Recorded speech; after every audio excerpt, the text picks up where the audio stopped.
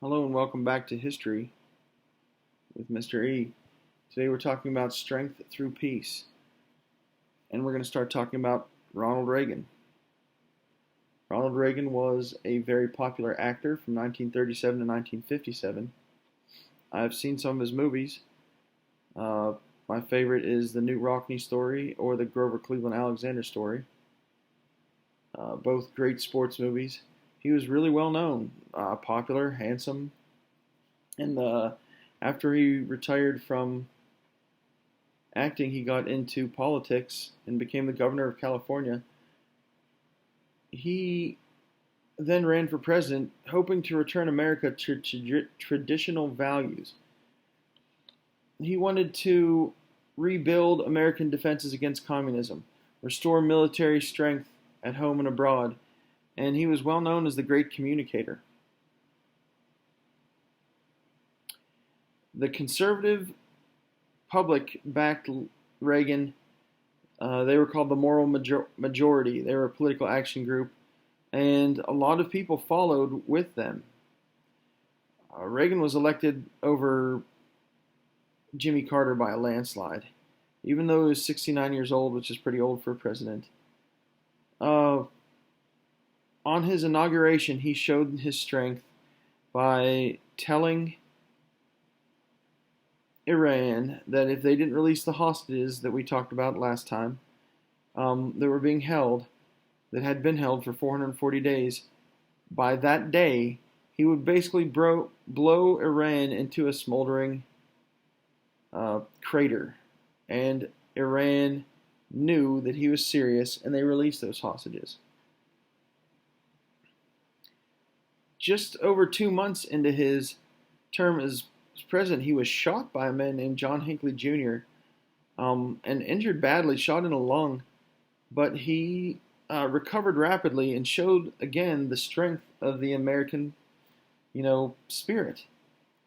He teamed up with other conservatives like Margaret Thatcher, the Prime Minister of Great Britain, and brought conservative values back to, popularity in the United States and across the world. They reformed the welfare system. He put new conservative judges in the Supreme Court.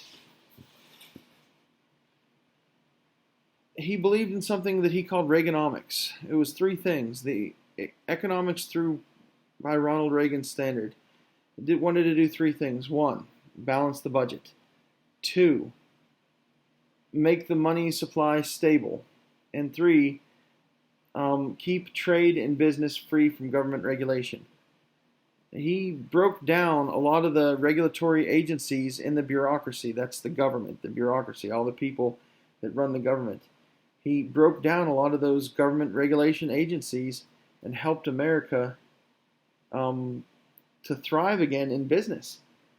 We had a $1 trillion national debt, which is not even close to what it is now, but Reagan hated that debt, and he cut $35 billion from the federal budget in his first year in office.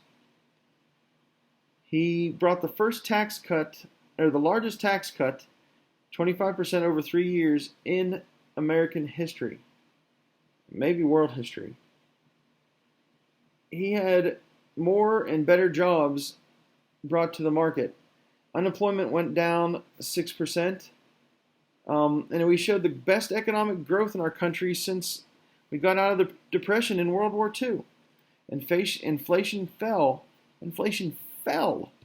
8% over 4 years. Reagan believed in federalism, making the government, or sharing the government among national, state, and local governments. He didn't just put the burden of regulation and running the government on the nation. He put it on the states, or the national government. He put it on the state governments, and he put it on that burden on the local governments, and made everybody responsible for themselves instead of reliant on the national government.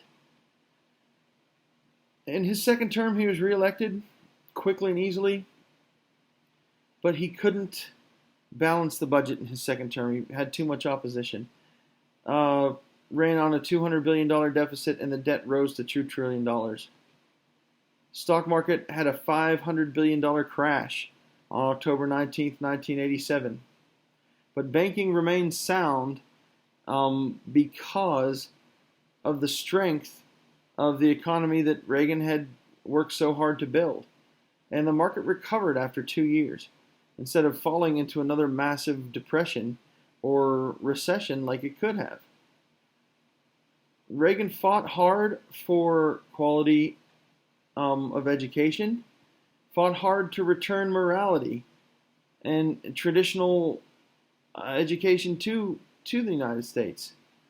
He fought to keep business competitive, and one of the main things during his time in office is the Constitution in 1987 had its 200th birthday.